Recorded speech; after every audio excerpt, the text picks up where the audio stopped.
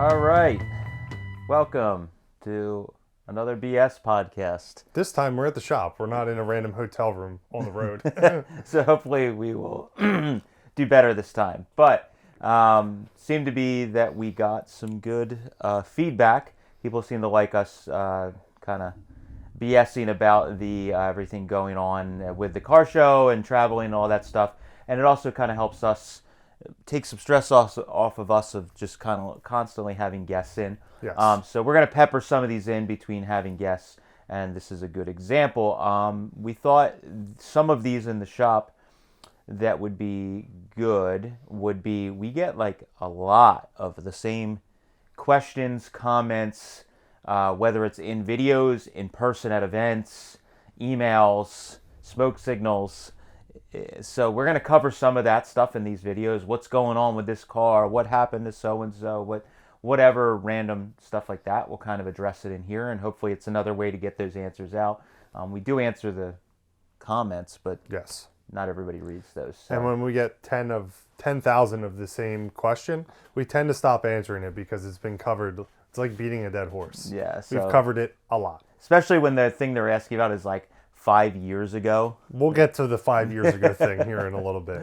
So, but yeah, so we're going to do some of that, which would be pretty cool. Some updates with the shop and different stuff going on. Also, kind of cool to be able to go back and talk about little candid comments about some of our videos that we did recently, like our, as we call them, adventure videos, because we put those videos out. It's really cool, but they're more of a condensed version, so we can't talk about some of the like funny or interesting or whatever stuff that happened. So we're gonna do a little bit of that in this, and then Mike's gonna do, and both of us are gonna talk a little bit about like the parts business stuff, what's going on with some of that, and good stuff there, just updates for people. And then finally, we thought it'd be pretty neat because we're filming in the office for these. We're gonna go right behind where the camera is, where we're recording this. If you're watching it on YouTube, we have visual. Podcasters are just gonna have to imagine behind where the camera would be. Yes. There is my little library of old.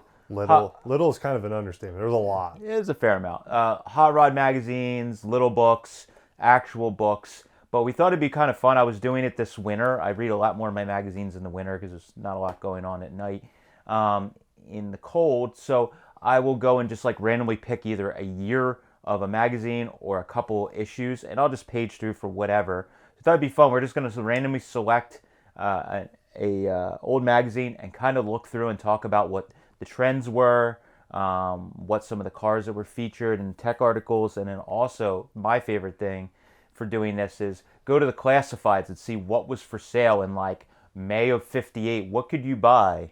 And it's pretty crazy. I was doing that this winter. I was just going through the classifieds, and I'm like, well, what was for sale? And you'd look and you'd be like, whoa, there was, an ad for a car that was one town over, and it's like a 32 Roadster with a Hemi in it, and you're like, and the guys put their addresses, and you're like, it's fun to just Google Earth it and be like, is that garage still there? Or It's whatever. a shopping center now.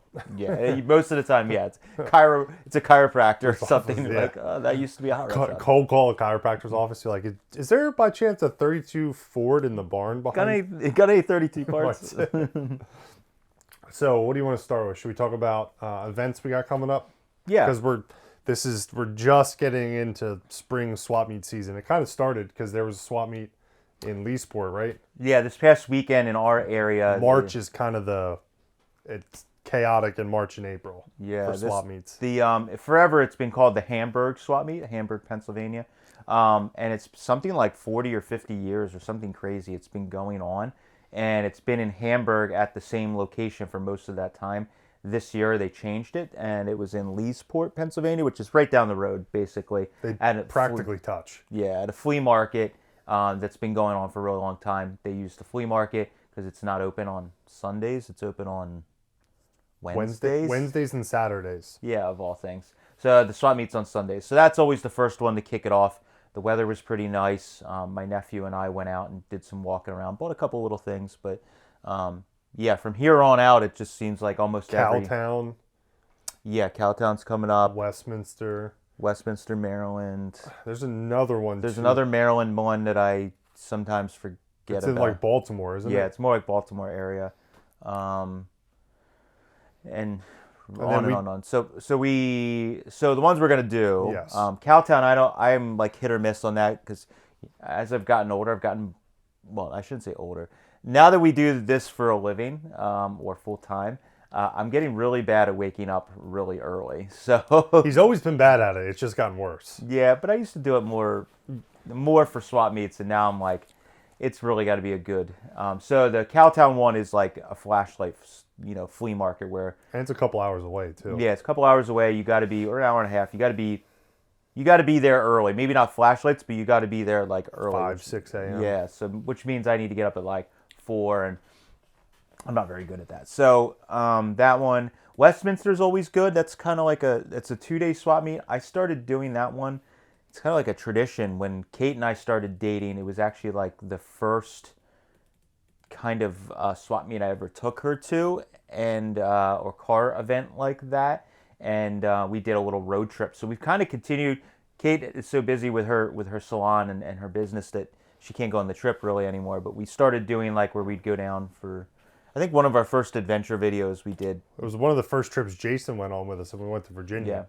Yeah. So now we've condensed it. We don't really do like a long trip out of it because we're doing so many of these adventures. But we'll just go for like a day. Like Friday. To be honest, that swap meet's not huge. It's a really good indoor swap meet, so it's not very big, but there's a bunch of good stuff that comes out. So it's really only a 1 day, a morning for us. We run down, spend the morning into early afternoon, then zip back home. Yeah, you could pretty much run that. It's kind of like the Allentown swap meet. A lot of the indoor swap meets around the country are like that, where it's like you can really do it in a day, see everything, and you're only staying longer because you're BSing. There is outdoor vendors, but the weather is so hit or miss. We've been there a bunch of times that like just snowed or was snowing in the middle of the swap meet, so the outside's very hit or miss.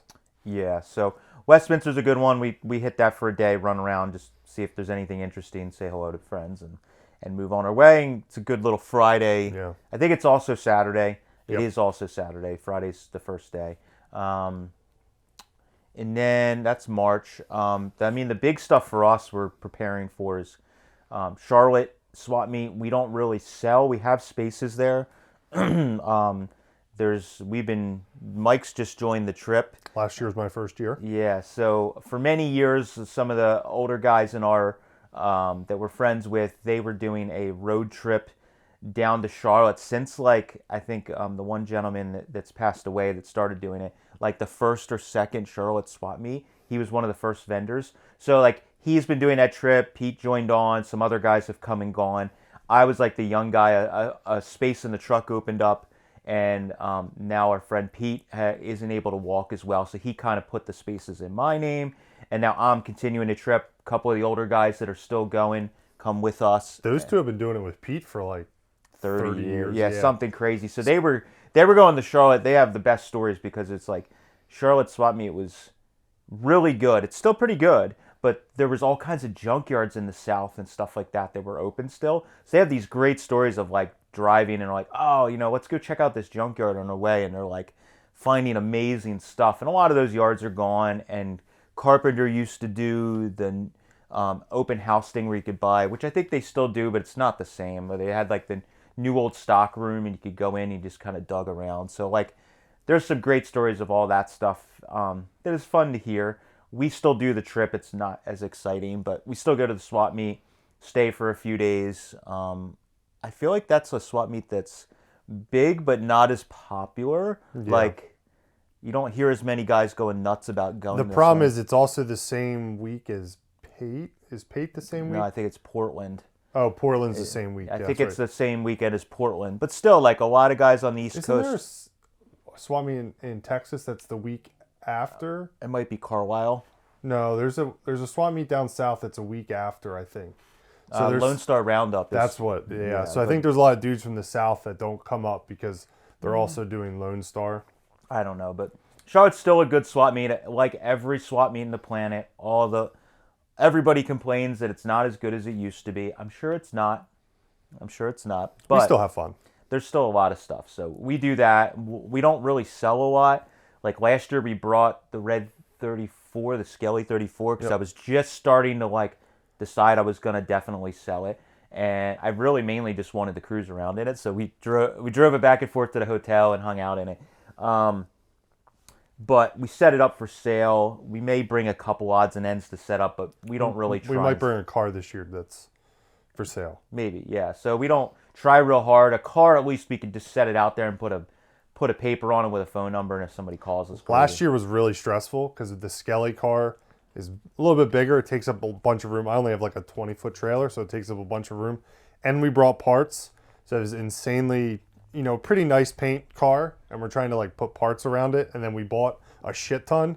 Of course. So the bed of the truck was now full of parts, so all the stuff that was in the bed had to get like precariously packed around the Skelly car. Yeah. Driving home, I was a little stressed out.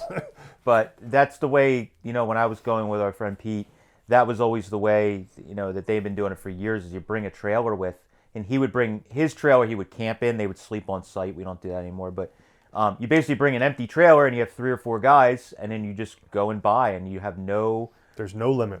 Yeah, so you can just, if you buy a car, a chassis, whatever, everybody just works together, and as long as all 4 of you don't buy chassis and cars, you're usually okay. So that's what we've been doing. So Yeah. we got our space stickers. That's in about a month. So we just got our stickers for that from Charlotte, AACA, Hornets Nest region. So that's that one. And then 2 weeks after is Carlisle. Carlisle. So that's always a good time. Spring Carlisle's pretty good. Same idea though. You never know if it's gonna snow, rain, be cold, be hot. Last year was crazy for him because he literally got home from Australia. We got in the truck, went to Charlotte, and Charlotte was moved because of Easter. It falls like usually the weekend after Easter. So they moved it back a week. So we literally got home from Charlotte on a Saturday. We packed the trailer for Carlisle on Sunday, and then Monday we drove to Carlisle to set up. Yeah, I think I was home and slept for 6 hours or 5 hours. I got off the plane from Australia, got home, said hello to the pets, went to sleep, got up at like 4 a.m. Drove to my house, got in my truck. We picked up the old dudes and then headed south. and drove for 12 hours or whatever. I was all loopy because I didn't know what time of day, what continent I was on. Yeah, he was a mess even after Carlisle. It took you a while to right the ship. So we were, that this year will be a little less crazy. So, Carlisle is the big one. And then we have the, you get into the April, May stuff. Surprisingly, May isn't super packed for swap meets. It kind of, March and April are real crazy, and then May and June are kind of light for swap meets. There's a few, but not a ton. What's the new, I wanted to mention this, the Gasket Goon show is usually in the fall. June 7th or 8th? Yes. I think it's the first Saturday in June. I can look. Maybe. So the Gasket Goon show is a huge one-day show in the fall that's really good on the East Coast. It's the second Saturday. It's June 8th. Yeah, so June 8th, Jack and the Gasket Goons guys decided to have a summer show or a late spring, early summer show, whatever you want to call it, at Macungie, where the Wheels of Time is. They saw a little, hole, and they thought they could put on a neat event there. So this is the first year we're going to go out and support them, bring at least a couple cars and hang out. It's right in our backyard, so that should be really fun. So that's a new one. If you guys have ever been to the Gasket Goon show, those guys know how to put on a good event. They have some ideas for making it, kind of the same kind of feel of Wheels of Time, just a little more of the culture and stuff like that. And smaller probably, but still a decent sized show. But so it should be good. Jack's really good. He's a maniac. He runs around. He's like 13 people in one somehow, and he does a great job. So we're gonna show up and just hang out. I don't think this year they're doing a swap meet, but there's plans if the event does well to do a swap meet. My kids' birthdays are right around that date. If we don't have a birthday party that day, I'm going to try my hardest to drive my car to that event. You heard it here. Yes. But he has an out. He gave himself an out. Well, my kids' birthdays are the 7th and the 12th of June, so it's like literally in the middle of them. So we'll see how it works out. I might be able to sneak away for an hour to drive it there and back. I'm giving myself an hour to drive 3 miles from my house to the Macungie Park and back. See what happens. Yeah. But so there's a bunch of those events coming up. The the Hot Rod Annual, which used to be the Jalopy Showdown. That's July, right? Is it July? I thought it was early. Maybe I'm wrong. I don't even know when events are, so don't listen to Yeah. me.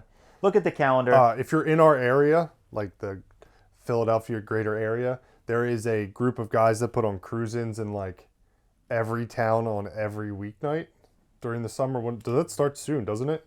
Yeah, just in like a half an hour radius of us. We're pretty fortunate that there is a lot of car events. I mean, California is, the king for cruise-ins and all that type of stuff. But in our area, it's pretty crazy. It's gotten a bunch of the people, car enthusiasts got together and they made like a calendar, and somebody handed one out. It's literally like almost every night of the week within a 30, probably if I'm going to say within an hour, but within 30 minutes, you can go to a cruise-in or a car event almost every night of the week, which is pretty cool. It gets to be a little exhausting because yes, I try and hit like a bunch of them just to get out and drive the cars, but it's just to keep track of the second Thursday is this ice cream shop and this one's the cigar shop, but it's really cool.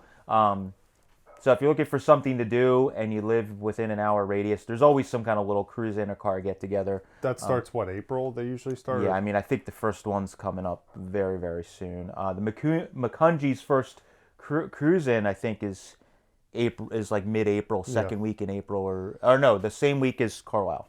That's like the third Saturday of every month, right? Yeah, so yeah, that's just some of the sporadic things that are going on. We have lots of stuff and events.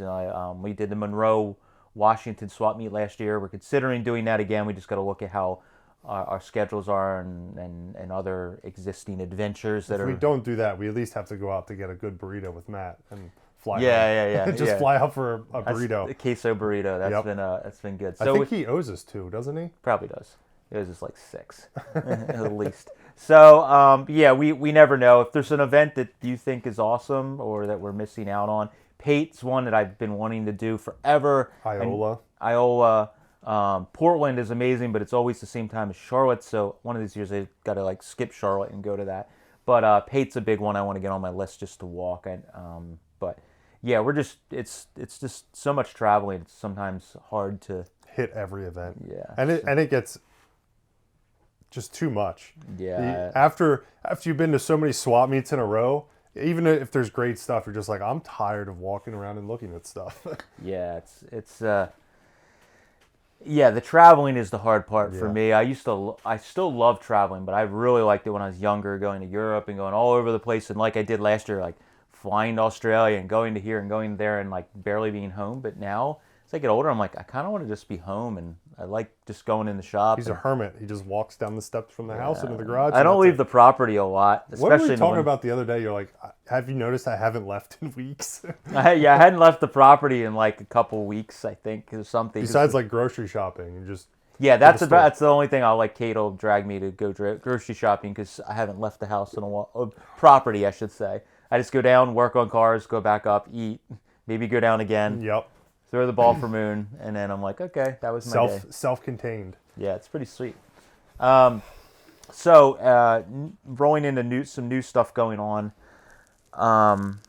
We had some pretty. I made a statement years ago, and I totally broke it this year. Like, we don't go anywhere colder than where we are in the winter. We don't really do picking adventures in the winter if it's somewhere cold or at all. Because I'm like, I like to stay home and work on cars. And that was like a kind of a thing. I totally just... Usually October was normally the cutoff. We went on like 7 picking trips from the end of October till now. It's been wild. Because we've been to and from Connecticut 3 or 4 times. Mm-hmm. Connecticut, New York, Massachusetts, New York. Those places. We went to the Jersey, South Jersey, like right around Hershey. Yeah. But then obviously Minnesota. Yeah, and Florida I went to real quick. That's right. But that one was at least warm. It was warm there. It was hot as hell. I was sweating my ass off. But yeah, we did all those. So we had like a big. Normally in the wintertime, it's like Mike's time to catch up on all the stuff we've bought and found and moved and whatever throughout the warm months. He can kind of like reset the clock. Yeah. So this year it was worse. We just kept dumping stuff on him. So we've been going through and because it's cold, the warehouse isn't really heated in the parts storage area. It's like we dumped the stuff, we kind of went through it very quickly, and then Mike, as he gets time and the weather is right, he goes through parts. So we've been finding stuff, and stuff's been trickling back to the shop that I kind of forgot we got. So like, been finding some pretty cool stuff. Like the one big thing I made a little post on social media was like we found, I think in Chicago. We found a bunch of K.R. Wilson tools at that place. Yeah, but we found a bunch of neat stuff. But I got a little. It's a Curtis. K.R. Wilson made one too, but it's a Curtis like hand punch key cutter, and it's basically you by code can cut a key, so you don't need. I have a duplicator, is what I'm calling it, that we found at a swap meet in Ohio. So now like if I want a spare key and I already have one, or a friend needs one, I can just duplicate a key, no problem, super quick. But we still had the same problem where we were buying these old cars and the keys were missing. And like the 39 Coupe was a good example. We didn't have the keys initially. So I had to send away and wait. And we had to move the car with no keys. It was a whole pain in the butt. Like if I had the key code, I can just quickly cut a key. You could literally bring it with you if you wanted and cut a key. That's true. We could start doing that. So we found this one, and I found a bunch of spare keys in a bag, and the guy had photocopies of the original Curtis book with all the key codes for early cars. Now, I mean, the book would be huge nowadays, but like he had photocopied the pages of like Model A to 40-something Ford and Lincoln and Mercury, so it's like basically what we need. That's weight in gold more than the key cutter. It's Yeah. just the code. And I think there's a little bit of 50 stuff. So it's awesome. I did my first successful cutting. You have to kind of get I watched a couple videos on YouTube because I was just, didn't really, I mean, I understood it, but I was like, it can't be that easy. And it's pretty simple, but where it gets a little tricky is your book shows like you use the exact same key or head of a key as what it was originally. Well, those keys might be harder to get, or the ones that are in the thing, you can, as long as the length of the key portion is the same and the shape's the same, you can use them, but the head's different. So I was like second guessing if everything was lining up right. And I only messed one up, and then I did a good one. So that was really exciting to find. That's like the point we're getting where it's like stuff that's actually like tools that we could use regularly. Well, the hardest part is we buy a car without a key. Dragging it into the trailer is the easy part. Getting it out of a trailer with a locked steering wheel is much harder. Yeah. Trying to position it correctly in the shop. So now we have a key cutter.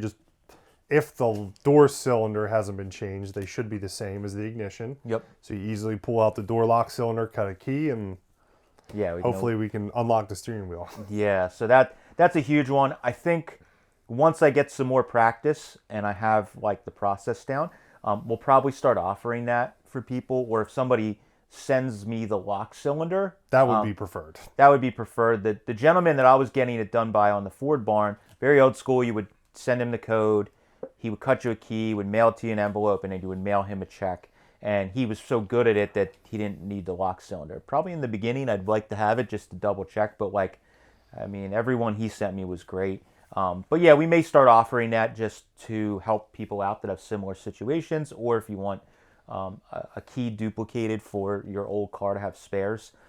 That's all the stuff we're thinking about doing because it's getting so hard. I'm running into it myself, and it's not that we make a lot of money doing it. It's just that like it's a convenience. Yeah, we're just like, for my own personal cars, I'm like, man, let me just go get a key cut.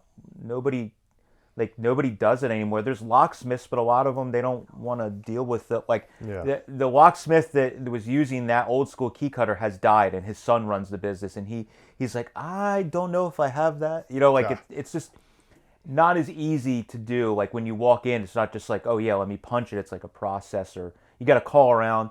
So it's like, now I found the tool, I can handle it myself, but I'm sure there's a lot of other people that are in the same boat as us. Or live in the middle of nowhere where there isn't an option at all. Right. Much more in the country. We're pretty fortunate in this area that there's still a lot of old car stuff, but there's some people that live where they're like one of the only dudes in the area that's into old car stuff.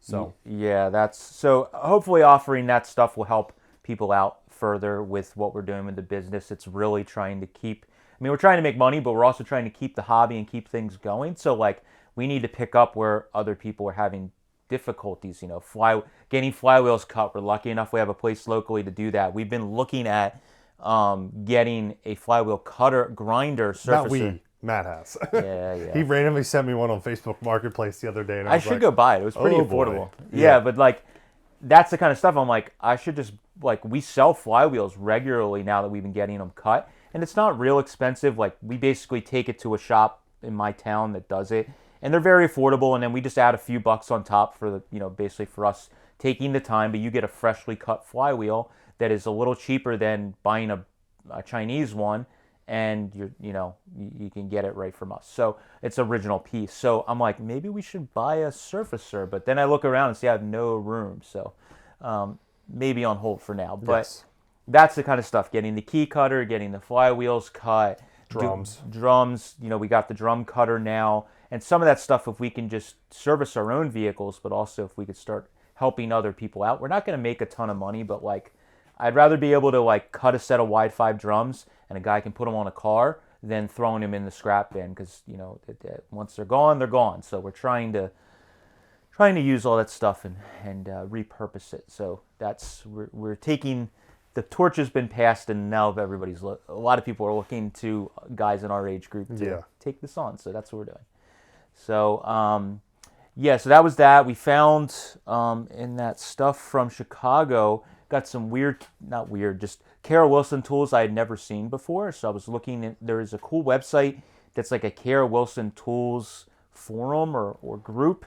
And on that website, they scanned like a bunch of the Kara Wilson catalogs. So you can go in and you can't really search it, but you can go in and look at like the 1939 Kara Wilson catalog, look at every tool, and it's not real long and not a real thick catalog, and you can find your tool. So I found a valve guide puller. I didn't know what the tool, I could tell it was a puller, but I didn't know what it was, and it's like a new improved, so we have the valve guide pullers, which we sell a lot of times. It's just like a C-shaped piece with a little handle and it pops, but what we found is when you get really stuck guides or you abuse them, the little fork section wears out and it just pops right off the guide. So this is a new improved one that's like a cast iron or a cast piece. It almost looks like a ball joint puller. Kind of, yeah, you're right, yeah. That's, when I saw it on the shelf, that's what I thought it was, and then he picked it up. He's like, this is Kara Wilson on it, and I was like, ooh. You almost missed it. I messed up. Sorry. But it's like a new improved Kara Wilson valve guide puller that looks a lot stronger. So, we found that if you're out searching and you see the one we have, and you're at swap meet, it definitely looks a lot beefier, I would think. I can't wait to use it because I think it's going to be far superior to the other one. I think for those really stuck guides, this one's a little better. And then we got a Kara Wilson steering wheel puller, which is like a very silly looking tool. It's just like it almost looks like a little spoon or something. And it's for 40 and newer steering wheels, so you can pull steering wheel, and it kind of guessed it was a steering wheel puller, but I found it in the catalog. So that's really handy because it's just this quick tool. Put it on, you thread the one bolt into the wheel, and then it's got a center bolt with a round head on it that seats in the center of an early Ford steering column. There's like a conical seat, and this tool is made to fit in that and not damage the steering wheel, the column. So that's kind of a nice thing because I've had the universal tools. When you put them in and press on the end of the column, if it's a really stuck one, you tap on it, it can damage the threads. So this one, having that is pretty cool. Yeah. They're not for sale. I'm keeping those. Didn't you find a water pump bushing? Oh, yeah. There's one tool that I don't even know if I'll ever use it. It's a water pump bushing reamer? Thrust. It's like the thrust surface refacer. So it's like for rebuilding water pumps, the thrust surface, it has like a serrated edges, and you turn it in and it kind of like refaces that area. It's totally obscure. I don't know if I'll ever use that one. We don't really rebuild water pumps that often. We just buy new ones. But then I'm like, man, we're gonna like sell it, and then like 2 months later I'm like, I got these. The only thing I was thinking of is if you get like old chrome or the early pumps. Yeah, that's true. It'd be nice to rebuild a set of old chrome pumps. Like 32 pumps if you need to rebuild original 32 pumps. So I'm considering maybe I should keep it but there was a whole kit.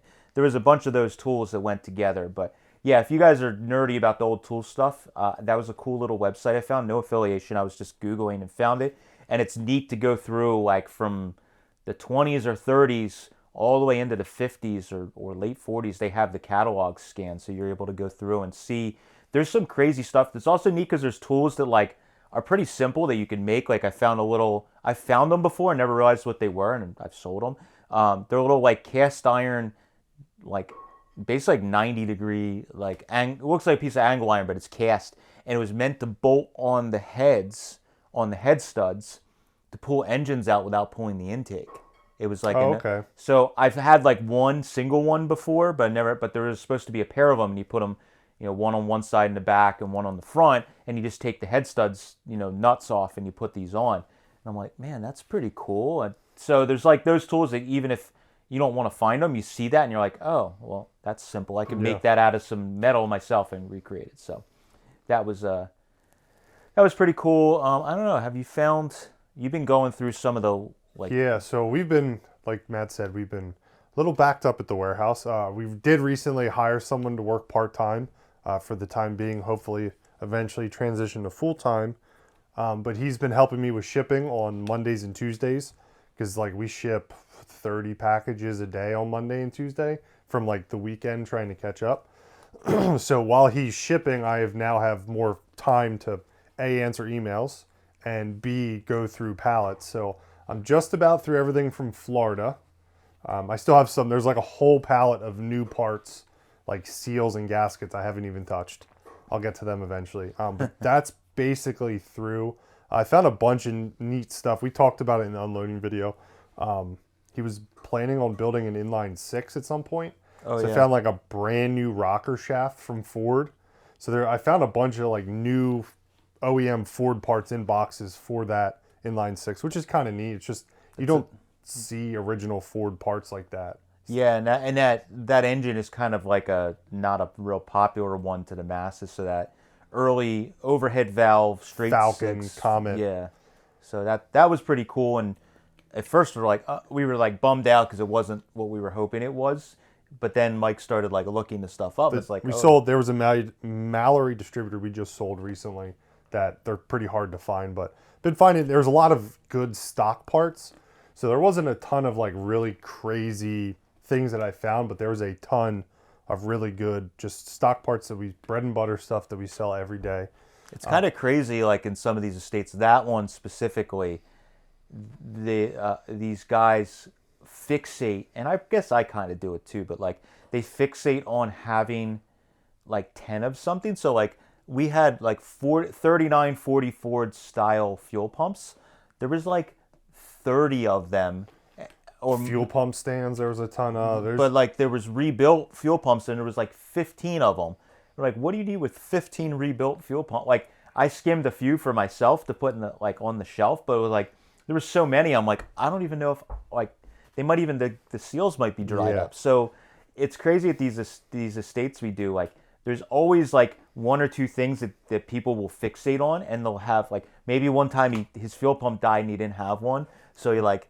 At the next swap meet, he bought all of them. So as I'm saying that, I'm thinking about the mountain of Strombergs I have. Yeah, it's the same sickness. Same idea where like one time I went to get get an engine built, and the engine builder needed Strombergs, and I only had like 3, and 2 of the ones I gave him were like totally junk, and I had to go out and pay retail for like cores. And now in my back of my head, I'm like, you can never sell a Stromberg. No. So I guess I'm just as bad.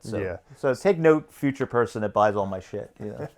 And then, so the Jersey or the Florida stuff, I'm almost through. We do have some engines from there we need to run yet, which we'll talk about later. We have a lot of engines to go through. Oh yeah. So I'm just about through that stuff. I've been trying really hard to organize the warehouse because Ted is his name, is the gentleman we hired. I've also been organizing as well to get things streamlined, so when one item sells, we put the next item up right away. When I was doing all of it myself, I get a little sidetracked and lost and didn't get the next item up. So we've been trying really hard for that. So I've been organizing and trying to make it as simple as possible for shipping and selling. I just started the stuff from Jersey where we got the 39 Coupe and the Lincoln Continental. Oh yeah. That one I found a bunch of neat stuff, a lot of Lincoln stuff, but we're not selling any of it until we get the Lincoln into the shop and figure out what we need. So I have like a whole pallet of just what I think is Lincoln parts. Like there's a whole bin of just like dash vent parts for heaters. Oh yeah. I don't know if they're 39. The gentleman also had 40 stuff. So there's like 39, 40, and Lincoln stuff all mixed together. So I started the other day, and I'm probably going to do some more today, trying to get through as much as that as possible. That way, when the Lincoln comes here, I can bring the 4 bins of parts I have and say, what do you need? What don't you need? What can I sell? This is your problem now. Yeah, great. Figure out what you need, give the rest back to me. So I found some neat stuff, but mostly just Lincoln. I did find a cool like Trico vacuum powered fan that would mount to like your steering column or dash. Yeah. So just neat little accessories. That dude fixated on 39 window cranks. Remember I sent you the photo? Oh yeah. There's 10 sets of 39 window cranks. No door handles, no interior door handles, just the window cranks.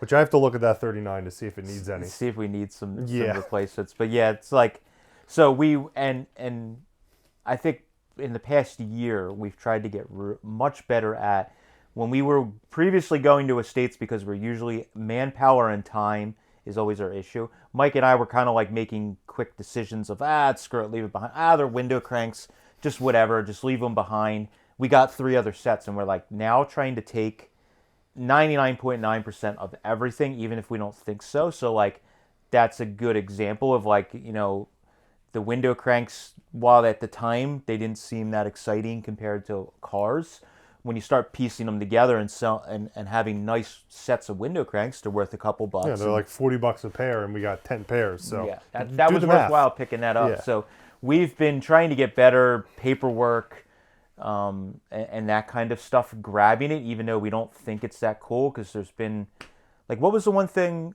Was it from Florida? We had that Porsche manual. Or no, that was from Connecticut, where we got the Packard parts. Okay, the Mike, we just grabbed like all the books and manuals and paperwork we could grab, throw them in the truck, and Mike's and Ted have been going through some of that. And if you've noticed on our eBay and our Instagram sales page, Mike's been posting a bunch more ephemera.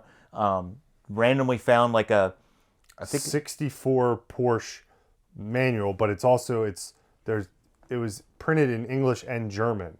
So I actually sent it to Europe. It went to Germany. Yeah. So, but like that was totally like, we were there trying to buy like the stuff that was relevant to our interest, but like that was in the pile. It's like, well, we better grab it because it might be, not really thinking of how valuable some of that stuff could be. And I mean, what did it go for? $250.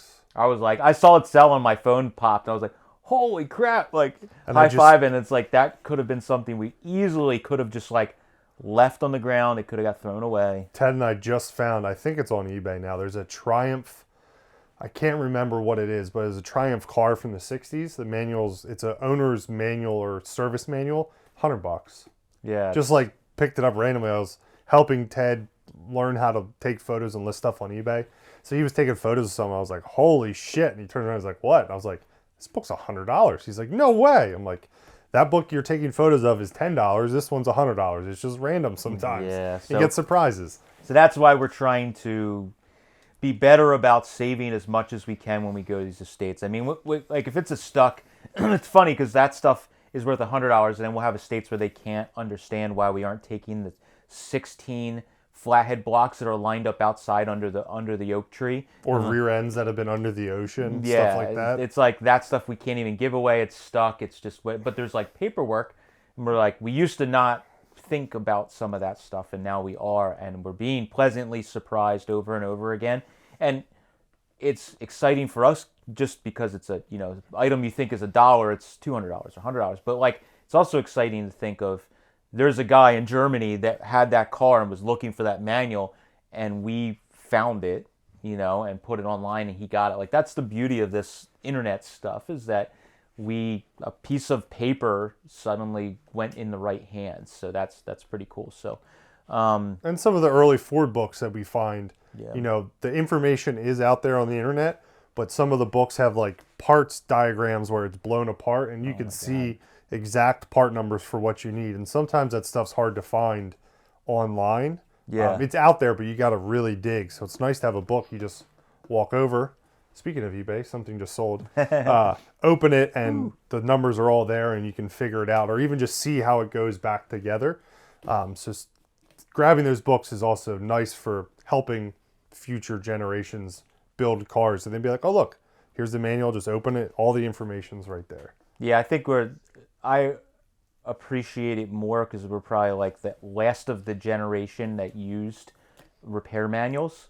Like I remember when I was younger, being into the German car thing, there was the Bentley was the big book that you would buy that had everything for Volkswagen, Audi, Porsche, like repair manual books, and it had everything, wiring diagrams, how to fix, how to rebuild the transmission, and that was always the answer from the guys that were older than me. And I started saying it to all the guys younger than me. It's like, did you look at your Bentley? So it's like, I kind of instilled in me, like the books have more information than, like the internet is fantastic. You can get stuff quickly. But there's a lot of misinformation on the internet as well. So if you have the books, and that's why I think it's important to like the Green Bible for early Fords, like buying that stuff while you may not use it every day for simple things. But if you, like I all the time will reference the Green Bible for just like assembly diagram because you're like second guessing, like does this thrust washer go here or here? Steering boxes. I used it for a steering box when I rebuilt it on my car. Just like where I think this goes here, but let's look at the Green Bible real quick. See the exploded view. You're like, oh, I did have that in the right spot. Yeah, so that's our little plug about that stuff. But oh, the other thing with the business, UPS. So we recently changed from FedEx to UPS. We had some problems with FedEx. So we changed over to UPS. We just signed like a pricing agreement with them. So we were going to be offering better prices to all of you guys. And we just signed like an international pricing agreement. So we will be able to send parts internationally for a much better rate. Oh, that's awesome. Yeah. It goes live. This will be coming out Sunday. This goes live. The pricing goes live Monday. So I got to do some shipping to see what the prices will be at.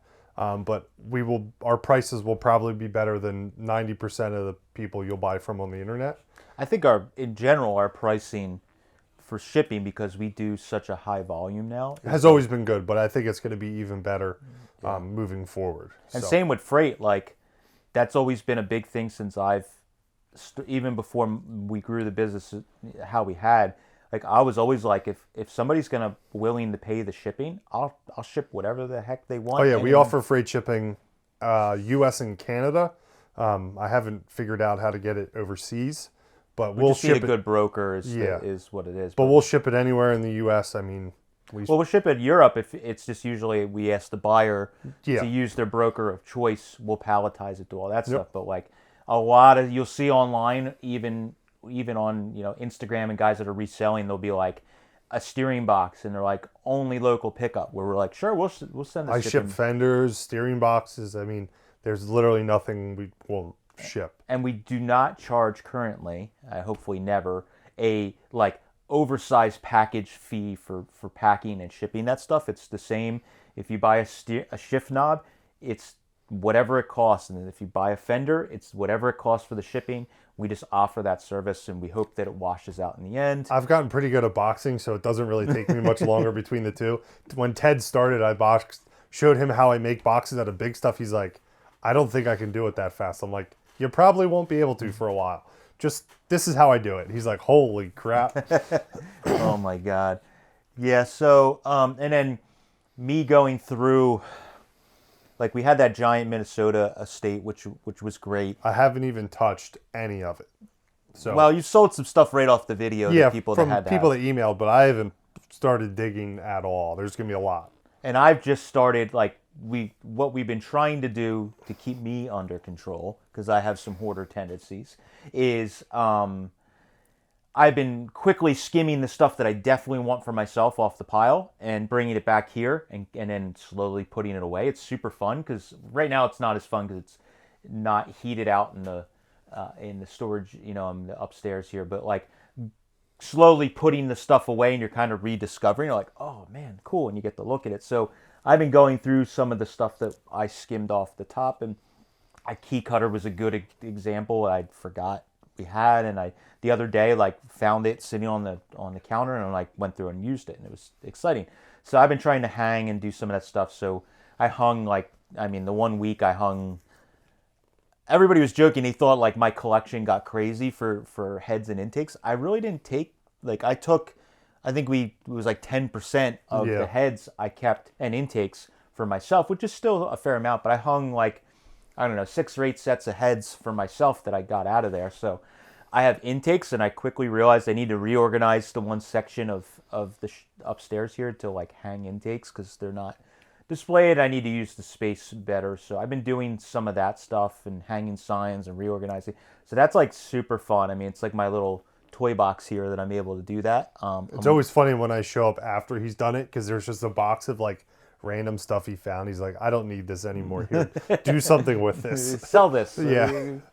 But it's been kind of fun going through that stuff and already using some of this stuff. I mean, we're putting together an engine right now. Steve is putting it together. I'm doing other things, but If you hear background noises, Steve is literally downstairs working on the engine. So we're putting together a V8 engine for the Green 32, and I pulled an Edelbrock high rise that is basically a copy of the Wyand high rise from the stuff we got in Minnesota, and we're putting it right into use. So that's, while I am hoarding or collecting the stuff, I will, in my defense, I'll say that more than probably a lot of hoarders, the parts get used more quickly. So like, I mean, I have a lot of heads on the wall, but we put a lot of shit together. So like, a lot of that stuff's going to get used within a year or two. There's 2 engines sitting outside the door right here that have speed parts that he pulled off the wall to put on stuff. Yes, and they're engines that are ready to go. And as soon as we find it, we're trying to get more streamlined. So if we find the right car for those engines,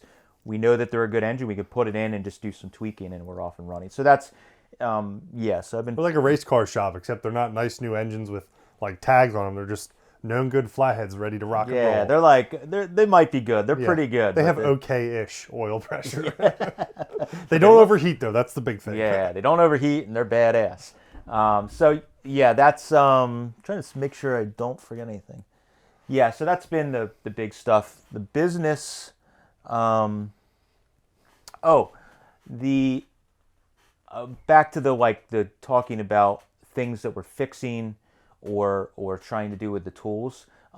Previously, years ago, when I was just doing this on a smaller scale myself, I would fix intakes and heads and different parts that were damaged. Like a lot, these parts are 70, 80 years old, 60 years old, and a lot of times they're hot rod parts, so they've not lived an easy life. You get something that has some superficial damage that isn't a big deal if you know how to repair it, but if you're just a guy that is putting a car together and can't TIG weld or whatever, it's a big deal. So we got all this stuff from Minnesota, and everybody's like, wow, you got a lot of cool stuff.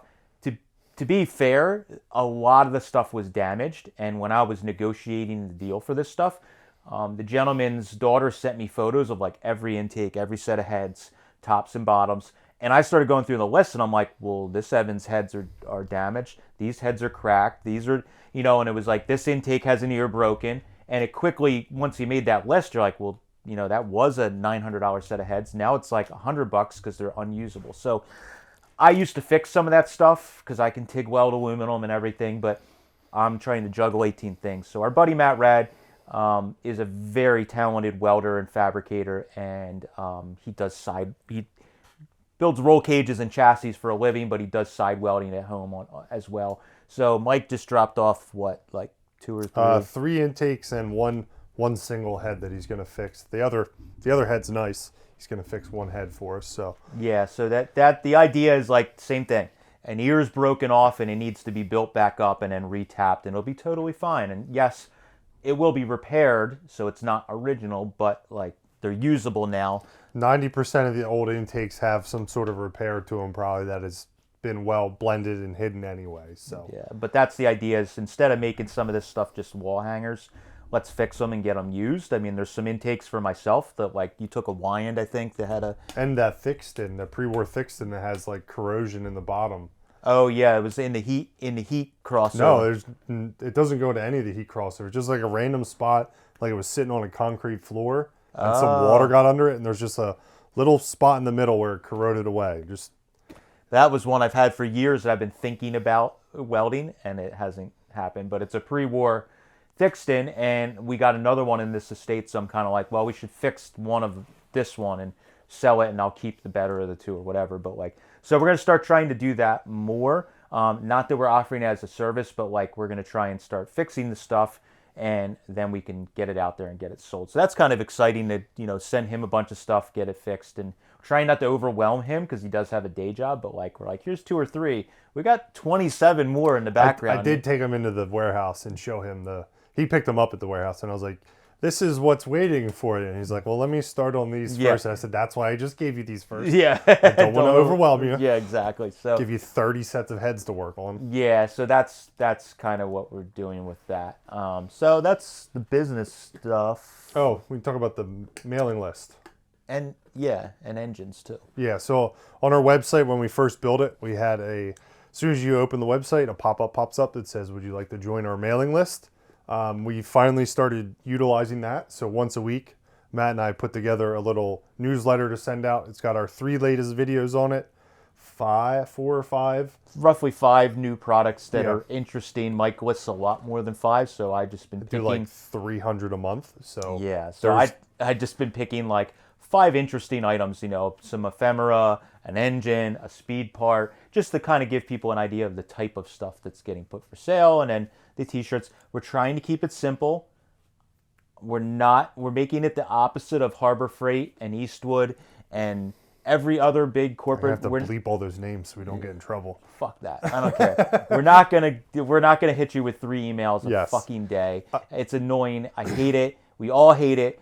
I figured once a week, real quick, you can open it, see the videos, watch them, whatever. It's just a reminder, hey, we're here. If you did sign up and you're not getting them, check your junk mail. We have had problems with when you buy something, you get an email from us with your receipt and tracking. Oh yeah. We have had problems with those going to junk mail. So just check your junk mail to see if it's there or not. And then you can add us like to your safe or whatever senders.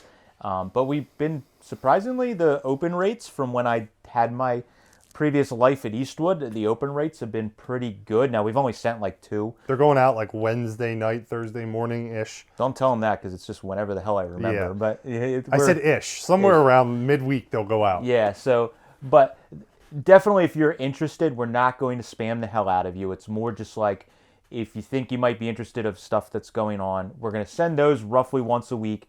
And then maybe occasionally if we have a car for sale or if we have something that's interesting like a new shirt dropping, we might send a separate email for that. But we're not going nuts with sending multiple emails. It's more just like one of the things was we still have a lot of our viewers are older.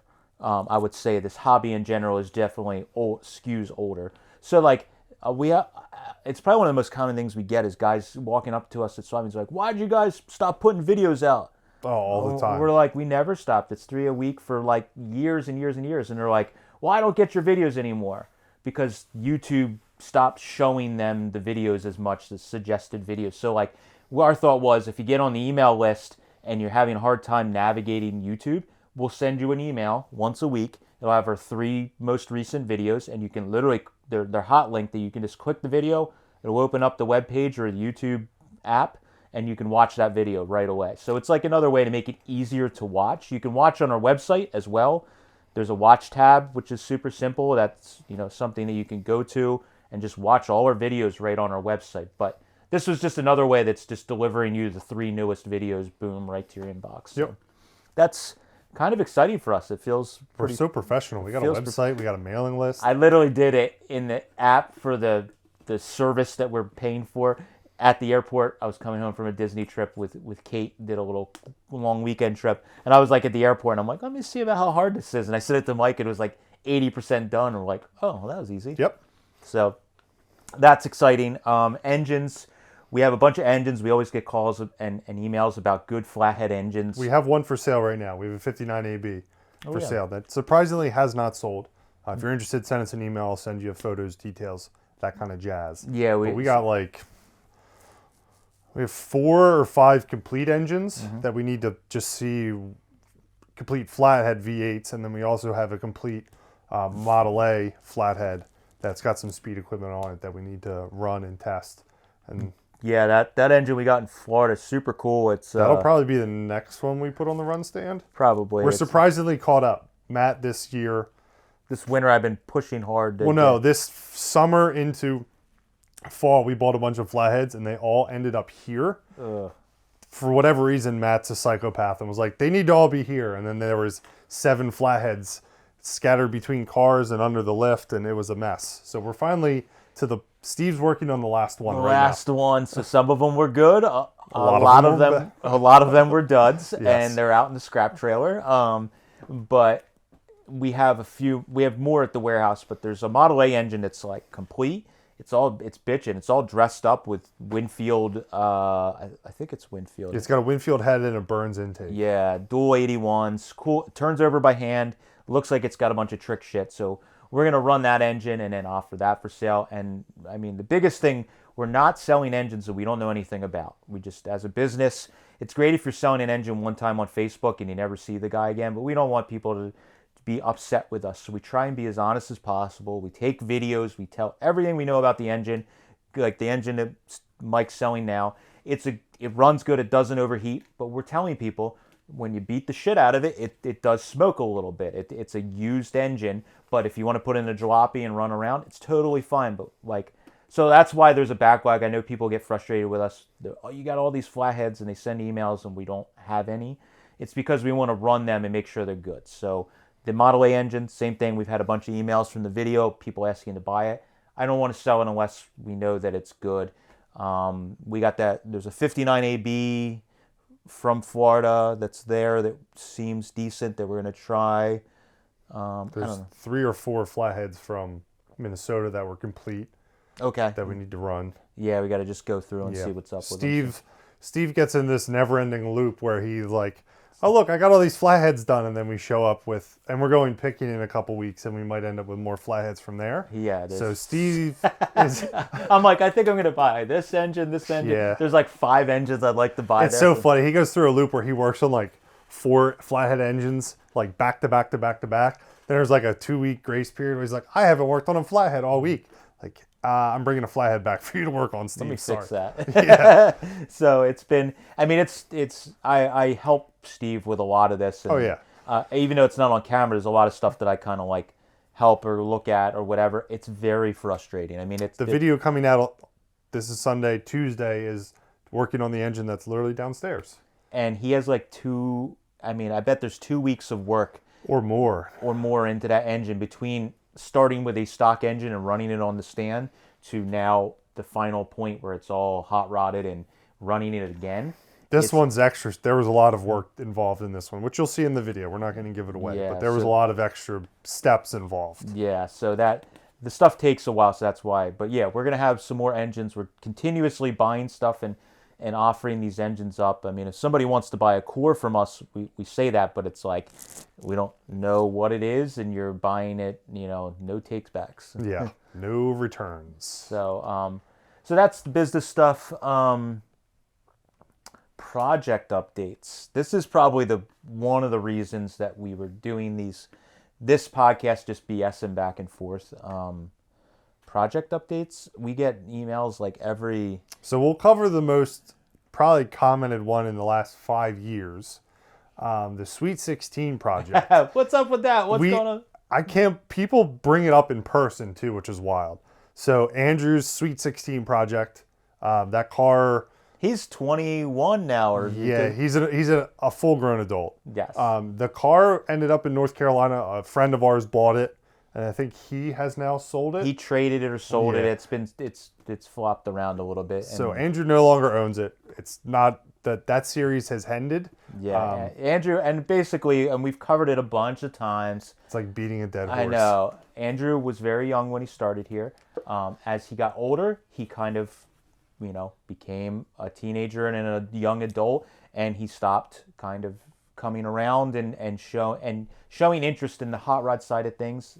He's still into cars, but I mean, myself, when I was 17, 18 to 22, or until probably 30. 2 weeks ago, I was a mess and running around like an idiot, doing whatever, chasing girls, whatever. So like, it just didn't work out, and he's a good kid. His father is been a longtime friend.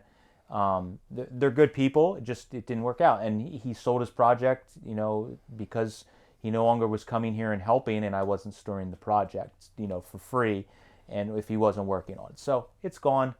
That's it. Stop asking us. We've pretty much stopped responding to the comments or questions, but we figured we'd beat the horse one last time. Yeah, just mention it real quick. It's a skeleton now. The horse isn't even remotely alive. We're just beating. It's rotted to death. We're just beating the bones. Like, okay. So the second biggest question, which is starting to surpass the Sweet 16, is the Arden project. What's going on with the Arden? When are you getting the Arden back? If you haven't watched Friday's video, was the Arden an update on the Arden project. Actually working on it for once. Yes. Yeah. So what's up with the engine? So I've been kind of quiet about the engine, not because we're being secretive, just like... You've posted a few things on Instagram here and there. Yeah, so Ron's been working on it for years, but Ron San Giovanni, Ronnie Roadster. He's a legendary, hot rodder racer. If you don't know, I can't say enough good things about him. Ron is very upfront. I'm going to tell everybody, like, anybody that's really well known in this hobby, I think a lot of times there's some, like, whispers and rumors and stuff that, like, because he has all kinds of records and he does Ardens and all this stuff, like, you think he's, different... People say stuff, and I'm sure we get the same stuff.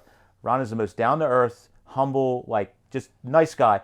But what I'll say is most upfront. Like, he pretty much told me, when I start Bonneville prep... Which is coming up very shortly. Very soon. I don't work on any customer work. I get my car. He's in getting the cars ready. So I think when we saw him in California, he kind of made this joke that, like, he only really works 6 months out of the year on customer work. So, like, in Ron's time, he's only had the engine for, like, a year and a half or a year. That's right, yeah. And not 3 years or whatever it is. So, I mean, I've learned long ago when you're dealing with, the experts or the gurus or whatever, you don't pressure them. So, like, I would every now and then ask him what's going on. But, like, in the past, like, year, he's been kicking ass on my engine. I'll drop some photos here of stuff that he sent Matt. Yeah, so he's been doing all kinds of stuff. There's been a bunch of history about my heads that Ron has turned up. I knew a little bit of stuff, just, like, I knew some things on the head. There were some markings that, like, were interesting. I just didn't dive deep into researching them. Ron did. So we have a bunch of history and information on that. We're kind of holding that back and close to ourselves because when the engine is done, we're planning to do a bunch of filming with Ron where we're going to go there, obviously pick up the engine, show the engine. Hopefully sit down and do a podcast. He doesn't know that yet, but he'll probably... If you're watching, Ron, earmark that in your calendar. Yeah. So we're hoping to sit down with him and do one of these podcasts talking about the whole, everything and time in this obsession. But we also wanted to, just in the video when we pick up the engine, we'll talk about some of the history. So there's a bit of history he's turned up. He's been working on the engine, but do realize all the people that are kind of like pushing on, like constantly emails are like, man, he's had that for a long time. What's going on? Like, this is not like He's had them custom make a lot of stuff. Yes, this is not a small block Chevy. You do not just order parts off the shelf. And literally from the day I dropped them off, there was things that were concerns or issues or this might be a problem. He told me this stuff. And, like, number one, when I dropped the heads off, I didn't have any rocker assemblies for the engine. So, like all hot rods and building nostalgia cars with real old parts, there's so many hurdles along the way. And this is like the pinnacle of hurdles because not only is it rare and hard to find, it's expensive and it takes time to find the stuff. So I didn't even have a set of rockers, and I was going to get a set of roller rockers from Ferguson that remakes the new Arden conversions, the reproductions. And then Ron is very friendly with Ferguson that does those, and kind of talked to him and was able to pry an original restored set of rockers out of his collection. And I was able to purchase them. They were not cheap, but you just bend over and pay the price when you're dealing with this stuff. So you just say yes. Yeah, I said, okay, sure. Where do I send the check? When they came back, they were like, the most amazing thing. We'll drop a photo in Ron, like where Ron's at with one of the most recent photos he sent me. It's just super exciting. But the rockers are literally polished. Like somebody restored them and polished them. It's kind of crazy, totally obnoxious, and I love it. So the engine, so there's been all these steps. So that was just an example. all the way up until today, where he's basically starting to work on the oiling system and putting everything together. But the engine is very, very close. I think the bottom end is completely done. The blower's all gone through and basically done. Ron did a ton of modifications and fabrication and machining, from making a pulleys, Making a whole valley cover. making a valley cover, because probably one of the most disappointing things during this process for me, and it's not Ron, it's just how it works. So like I found an original Arden valley cover because I didn't have one. I'm all psyched, and now I have a couple, because I found one, and then I found a polished one, and I'm all excited. And he goes, "We have a problem. The oil fill with the intake that he ended up using, which is a modified original Arden intake for a blower, where the pop-off valve is, interferes, and you can't use it. Like he's like, I'm not going to cut up an original Arden valley cover, so he machined a whole new one, or made one. I won't say it's a piece of aluminum, but and just everything on it, like all the pieces, the water necks, they have to be just right. So this hits this, which hits this. It's a never-ending cycle of things in the way of things. This winter has pretty much been him texting me of photos of like, well, this hits this. This hits this. I now need to machine that. And I'm like, okay, great. It's just how it goes. So, imagine 1/16 of that with doing some hot rod stuff, and then have that like 100 times over. So the engine is pretty darn close. He's been pushing on it pretty good, and there might be a chance, if everything works out, that this spring it might be done. So that's why you're going to see me start working on the car more, because I kind of put it on the back burner, because if the engine wasn't going to be done anytime soon, I was kind of like, well, I just need to, I got plenty of projects. So now that there's a light at the end of the tunnel for that, I'm going to start getting back on the car. So I need to make a firewall and do a bunch of stuff. But the engine is very close.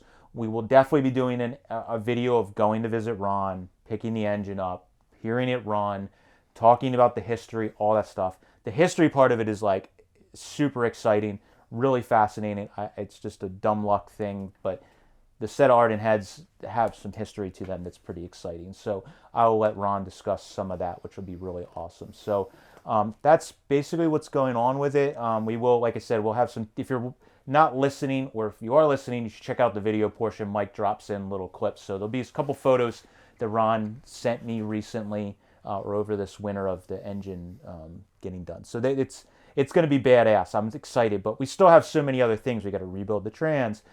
I got an old Franklin quick change rear for it that now I'm thinking about it. It's like, I can't just put the banjo guts inside of it. I really should probably do a 9-inch axle conversion, because this thing's going to be a tire fryer. So we need to upgrade some things. So I have the 37 LaSalle trans, which is definitely up to the task, but we need to do something with the rear. So it's not going to be like we get the engine back and the next week we put it in or driving it. But you're going to see me start working on the car a lot heavier this summer if we get the end, even now, getting the engine done. Seeing a light at the end of the tunnel, I'm like, man, I better start working on this thing. So that's what's going on with that. Super exciting. Really, it's been fascinating watching the process and talking to Ron. Anybody that I've talked to that's a normal person, that is not a genius, essentially, I'm going to make his head a little big. He's really smart. It makes me feel stupid because the way he just rattles off numbers of stuff, yeah. It's so hard to, not that it's hard to talk to him, it's hard to listen to him sometimes. It's just like, because he's just like, it's information overload. You're just like, oh God. I think one of the things was he was like quoting the size of the oil passages in a flathead in the CFF. Like, I'm just like, whoa, okay, this is... I feel like I'm back in high school with a piece of paper going, writing notes as fast as possible. It's been fascinating. I've learned a ton just from texting and talking, which is really cool. My only thing is, I wish I lived closer, because I would have loved to be more involved in the process, because there's so much to learn, but, I couldn't be. But I've learned a lot just from watching the process and talking to him, which is awesome. And I can't say that enough. If you have anybody like that and you're exposed to, soak it up, take it all up in here as much as you can, and it's helped a lot. So now that we've said a bunch of nice things about him. Is there anything bad we need to say just to balance it out? He's got way too many flathead heads. Way too many Arden heads. He has way too much cool stuff Yeah. stashed away. So other projects, Dad's Daily. Oh, Dad's Daily. Yeah, we get a lot of questions about that. So Dad's Daily, my dad basically moved from. There's been a little bit of a lull with it because my dad was doing the Florida, Pennsylvania snowbird thing. He kind of got tired of that, and he basically moved to Delaware full time, which is like 3 hours from here, 2.5 hours from here. And he was doing the selling of stuff, moving, selling. He's almost back to normal. Almost back to normal. So now the idea is that my father comes and stays with my brother and I for like 2 or 3 days a week and hangs out and just kind of like stays here. And then the idea is that was the idea from the beginning. Like he could drive that car around and use it as his driver. So last year, because he was doing all of the moving, I didn't really do a lot with it. But I was driving the car probably the whole fall into winter. I was driving the car like a daily driver. So I was just taking it, pick up parts, run errands. It's out of my house whenever we go on trips because you drive it to my house. Yeah, I was just driving like a normal car, and it runs awesome. It's been great as far as all that stuff goes. There's still some stuff I'd like to sort out on it. I still, that car, again, for anybody that doesn't remember, was a very cobbled together old hot rod or street rod for, I think, last messed with in the 70s. And I still have a question about how the rear is set up. We had some problems with the pinion angle. I still don't know if the rear is set up quite right. It has these truck arms, Chevy truck arms that they put on it that are really close to the frame that I don't like. So I think this spring we're going to pull it in the shop and I'm going to put some kind of bar setup on it, like a 4-link or something. I don't know yet, but something better than what's on there. It's got the buggy spring, but those arms they're just not right. We can't lower the car. I had to raise the car up a bunch, and I feel like the car's a little twitchy when it's like wet outside, not from getting on the throttle, just literally just going around corners. It just, something doesn't feel right, and anybody that's done a lot of these cars, there's usually, you can tell when something's not quite right. So I want to go over that. We have the same rehab upholstery. I don't know their exact business name. I'll put it here. Yeah, I rehab. can't remember it. But anyways, I hit them up. They did the interior in the Forgotten Hot Rod. I hit them up about doing some door cards and kick panels for my dad's car to match those seats that we were basically given by a viewer. So I'm trying to finish out the inside a little better, and then we're going to hopefully just give the car one coat of some sort of color. It's not going to be great. Might be a black, whatever's on the discount rack at Eastwood. Yeah, I don't know yet, but we're on my shelf. But where my dad's been very adamant about, it needs to be one color, and I don't blame him. And it can't be that like Purple? burgundy that he doesn't like it. So we're gonna do something with that to make it one color, and then we could put the rest of the trim on. But the car is, I pretty much sorted out the car as far as starting up, running, driving, everything. The brakes I want to go back over and cut the drums because I think they're not great. So all that stuff, but like this summer my dad will be driving. He could drive it today. He could hop in it today and drive it an hour away and have no problems at all. Because you drove it about an hour and a half, right? Yeah, I did hour and a half each way. So like a 2-3 hour round trip drive to pick up some parts and stuff like that. And it did great. The gearing is probably still a little low, I think. You're kind of like 60, 65 is top speed in it. So it's just the gears in the rear. It's and it's got that early 3-speed automatic transmission that doesn't have an overdrive. So it's not. But for my father, like what he wants to do with the car, it's perfectly fine. You could get on the highway and drive. You're not getting over and doing 80 and blowing past, or 90 and blowing past people. But you're with the trucks in the slow lane. Yeah, exactly. So that's where that's at. It's just probably needs another week of session of work on it, and it'll be good enough for him to cruise around. I want to get the interior a little bit better in it so it's not as rattly and shaky and all that stuff. So that's that car. What did I have on my list? DeLorean. Oh, the DeLorean Roadster. That we got a lot of questions about that. So we took that car to get the interior done. It's kind of a sore subject, but it is what it is. It's been a while now, so he's a little bit less upset. Yeah, I'm not as annoyed, but So basically, we gave the car to our friend Jim, very talented upholstery guy. Jim is older, like a lot of the people that are very good at this stuff and are, experts. Jim's health and everything else in his life was very difficult was having difficulties, and basically nothing got done on the car. Nothing got finished on the car for the interior for a year almost. And I just took the car back from him because he just finally admitted he wasn't going to be able to do the car. It's a sore subject. Jim and I are, we're very friendly. It was just got to the point where we were not friendly at the end because he was frustrated with health and situations beyond his control, a lot of it, that he couldn't get a lot of work done. And I was getting annoyed because I was getting very little information and nothing was getting done. So we had to pull the car out of the shop. I've gotten it back and basically nothing has changed.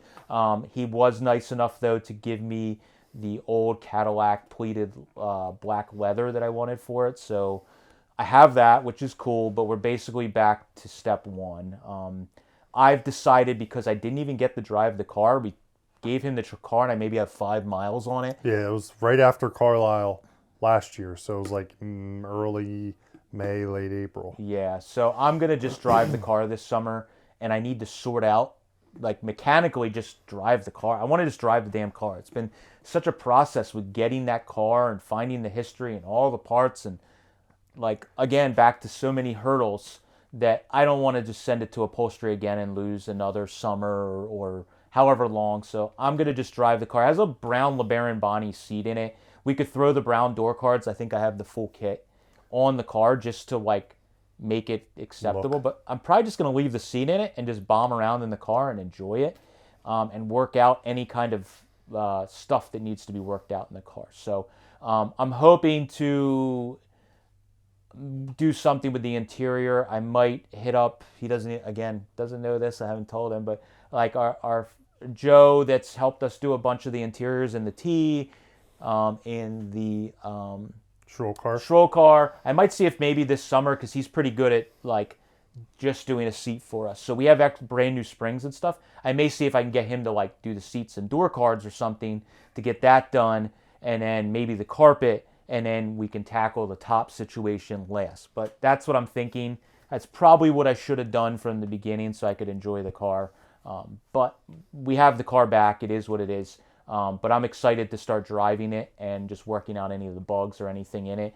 And hopefully it cooperates and we can put it on the road and actually get the car out to some events. Because it hasn't been to any. It hasn't been to anything. Hardly anybody's seen the car. I know that I'm going to try and get it to Macungie for the Wheels of Time this year, no matter what. That was the goal for last year, and I was very bummed that it didn't make it. This year, I don't give a shit what's going on. That car is going to be there. It's going to be to some shows this year. Yeah, we're going to take it out to some stuff, and I'm going to be driving the car and enjoying it. And that's awesome. So that's that one. 39 Merc is going to get chopped soon. I'll just say it. Mike's putting it out there. We've been getting. I should say soon. It'll get chopped eventually. We've been getting a lot of questions about the Mercury. What's going on with the Mercury?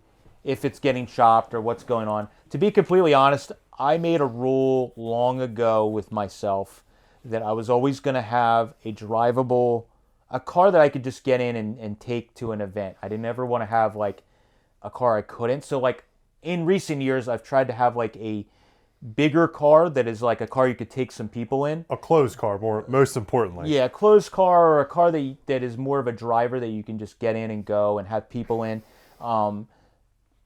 Always running. So the Mercury has kind of been that car. I had a 52 Chevy years ago that was that car, and as things have changed, the 34, Red 34 was one of those cars that The 39. Yeah, so they were all cars that I could do that with.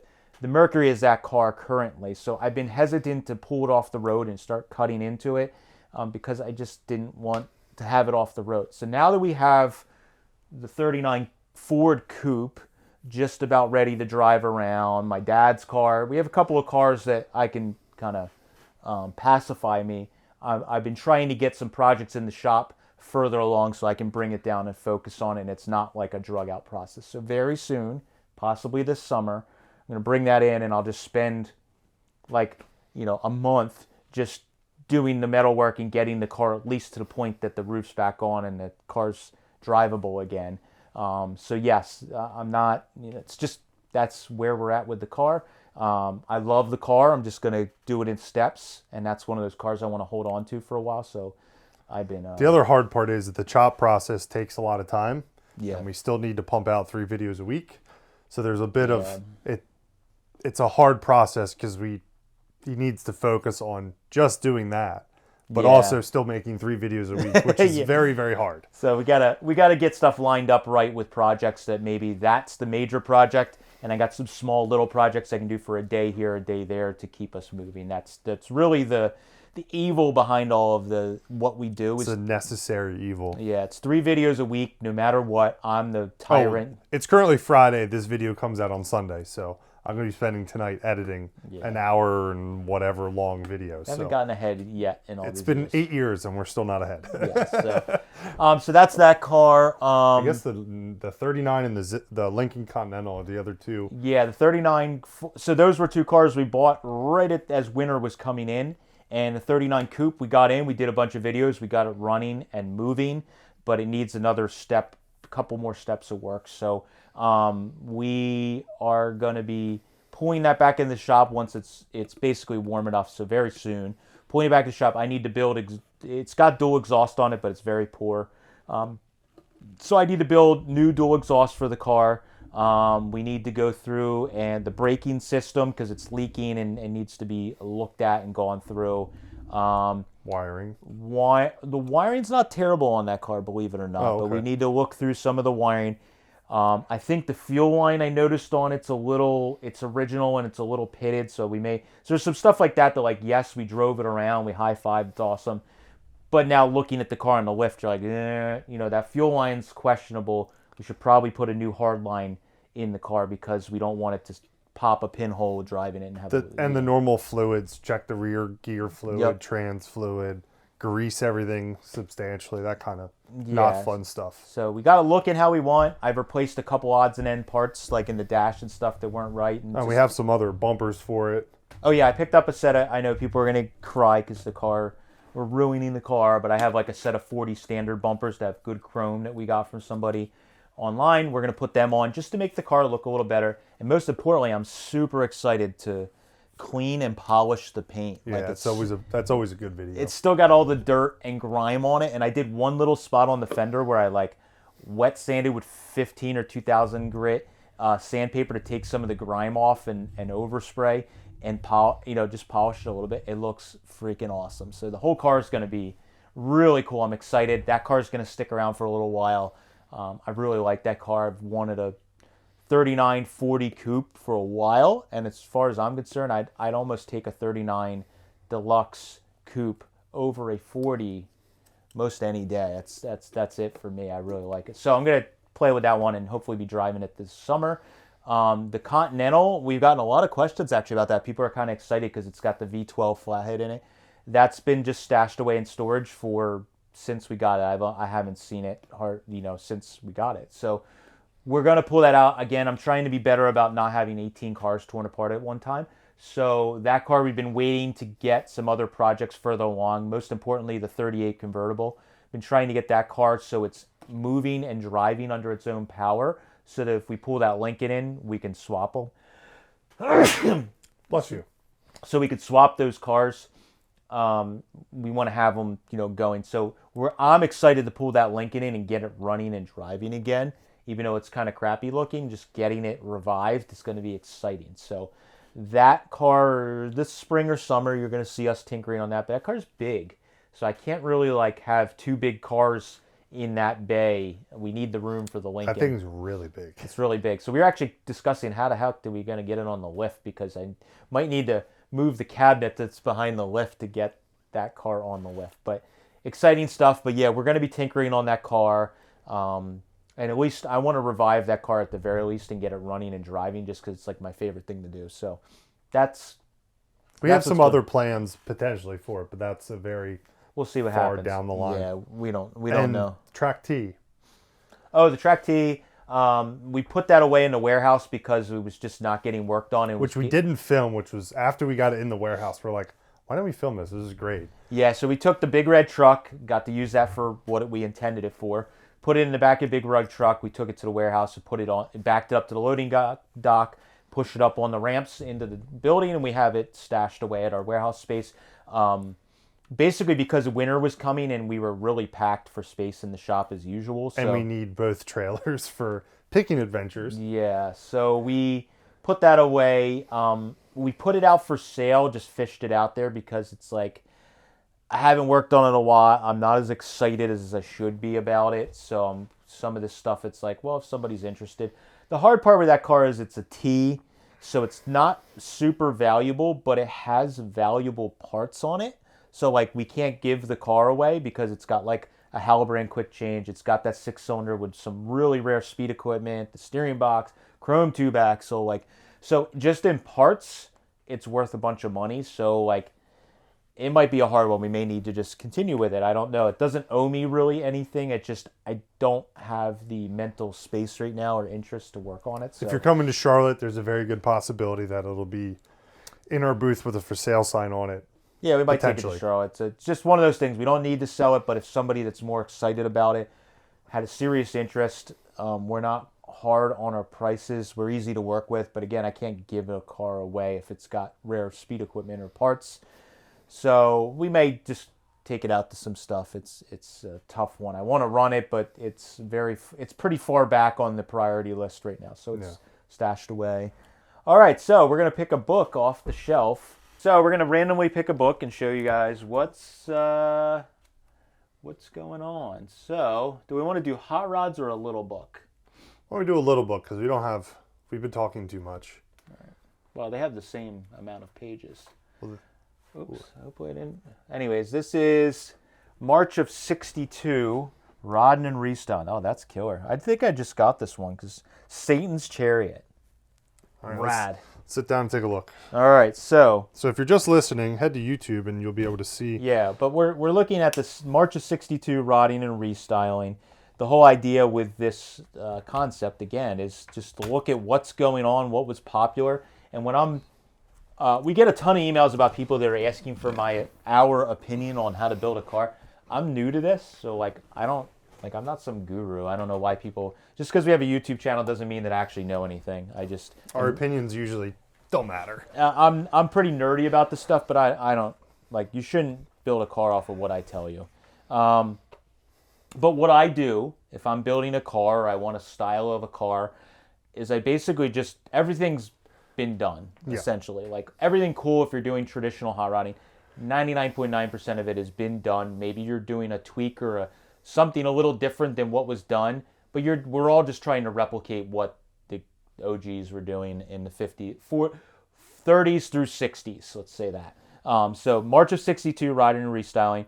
The cover of it is this kick-ass, I'm guessing it's a T, with some panel paint on it, which is you're getting in the 60s and 70s, you're getting into that real wild paint schemes. Mm-hmm. Everybody named their cars. So Satan's Chariot, I love that. That's like freaking super cool. Satan's Chariot, cool paint job. Wild pipes, I've talked about that a lot in videos. Like the Free T is a good example. Once you started seeing into the 50s, I mean, even in the dry lakes, you were seeing wild pipes, but I feel like in the 50s, show cars, like, the pipes were a statement, and once you got into the 60s and 70s, into the T-bucket era, they got real wild. And like the pipes were as much a part of the styling of the car as the body itself. So like the Free T is my version of that, where like the pipes are like, that makes the silhouette of the car. It's built into the car. So this car is a good example. It's got these crazy headers with this, like, they come into four with this crazy cutout tip thing on there that's really cool. I haven't know if I've seen that before, but naming the car, crazy paint, all that stuff is obvious. Speed secrets of those winning Pontiacs. So Mickey Thompson probably had some sort of something to do with that. And if you're listening, I'm going to put shots of this magazine in all of this. So if you're listening and like to see more, head to YouTube. You can watch it, but I'm going to try and describe it. So the Satan's Chariot. This is awesome. I don't know if I've really looked at this. Looks channeled. So it's a 26.7T Roadster channeled with wild paint. I can't say that enough. In this era, it's just the interior and the paint was wild. This thing's really cool. I feel like this is a car that hasn't been, like, people don't talk about a lot. It is funny sometimes with little books. The cover car is usually sometimes not shown in the magazine at all. Or like one page. Yeah, or it's like a little blurb in the corner. So it's cool to see like a full spread. You can actually look at the car. It's so infuriating when you pick up a magazine. You're like, look at this sweet car. And then you page through the whole magazine. You're like, it was literally nowhere. Yeah, so, and this is stuff that I'm going to read a couple blurbs, and you'll see with things I've done on cars, it's just crazy because this is where my ideas come from. So it's from Texas, Spring, Texas, Satan's Chariot, but it's utilizing a 34 Ford frame, which had to be widened to 8 inches, and a 27T body. Wayne stuck mostly to Ford and Merc parts except for the engine, which is a 60 Corvette bored to 4 inches and loaded all the way. So like the chassis point is a good thing. Like when I built the Free T, when I first started, people were like, what the hell are you doing? I had a 46.8 Ford frame. It's too wide, it's too long. How could you possibly use that? You just cut the frame to make it fit your car. So this guy was using Wayne Kleb of Spring, Texas. He used a 34 Ford frame, way too big for a 26. You said he widened it. Well, it's too long. Oh. Or maybe he did use the wheelbase, I don't know, but he widened it. I don't understand that, unless he widened the body. I don't know. But he used whatever frame he had, and he made it work. So that's where my idea for it came from with that, was like you were starting to notice a lot of guys were just using later frames on the earlier T's and stuff like that because it was easier to modify and make juice brakes work and the springs and all that stuff. So crazy tuck and roll interior with the diamonds and the later Mercury steering wheel. So that's like I don't remember what year, but it's like late 50s Mercury or Link. It might even actually be, no, I think that's Mercury wheel. Oh yeah, here we go. Body was widened 8 inches before it was done. So he widened the body to fit the frame versus what I did the other way around, made the frame fit. But like, it's kind of cool. It looks proportional. Yeah. Did a good job, but crazy work on Probably that. Very nice to ride and drive in because normally T's are like, you're smashed up against each other. Free T, I went with the back half, which was wider, and is kind of like riding in a Model A Roadster, which is cool. So crazy pipes. It's got 6.2s, which is again on the show cars. I feel like more carburetors, the better. Small box Chevy. This is another example. I don't know why you look at all these Facebook groups and different comments in our videos where people lose their mind over putting a Chevy. Like, I don't have any small box currently in any of my cars, but I have no problem with them. But like, people are like, lose their minds when you put a small block in I think it's just because it's so overdone, but they were doing it back in the 50s and 60s, late 50s into the 60s. 1962, he's running a small block Chevy because they were good engines. It is what it is. It's a good engine. You can make them look cool. Yeah, I think the bad part that people talk crap about is like you try and do a traditional build and then they put like the billet valve covers and all that stuff. Spark plug organizers. Yeah, all that stuff. So make it look old, and a small block Chevy is really cool. So that's that car. It's got the Section 32 grille, which is, iconic. The bug eye headlights that are up high. Again, when I did the T, people were talking crap because the headlights were up high. We got comments. It's like, this is what the cars were. Now, the only thing that you see a lot that I couldn't live with is it has the full-size windshield on it. I was literally just going to say the same thing. Yeah. It's got a gigantic big windshield on it that they didn't chop. And it's like a T, they're basically straight up and down. No angle, just like a flat piece of glass in the wind. And some of that might have been with walls at the time. So like some of those things you see with fenders. Yeah, so this car, super cool. It's got a crazy pipe coming out the back for the full exhaust. Oh yeah. So they snuck that in there. Stick shift with muscle. Ooh, it's about LaSalle transmissions. Yes. I did. Man, how did we just randomly pick this off the wall? It's so great. funny.